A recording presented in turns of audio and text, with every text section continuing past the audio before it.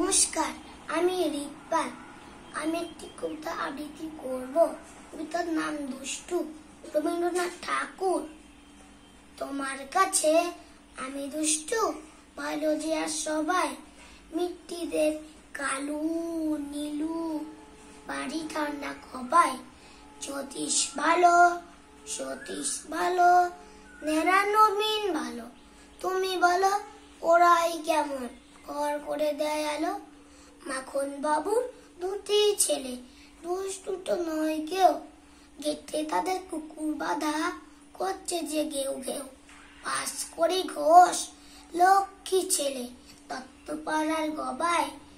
তোমার কাছে আমি দুষ্টু, ভালো যে আর সবাই।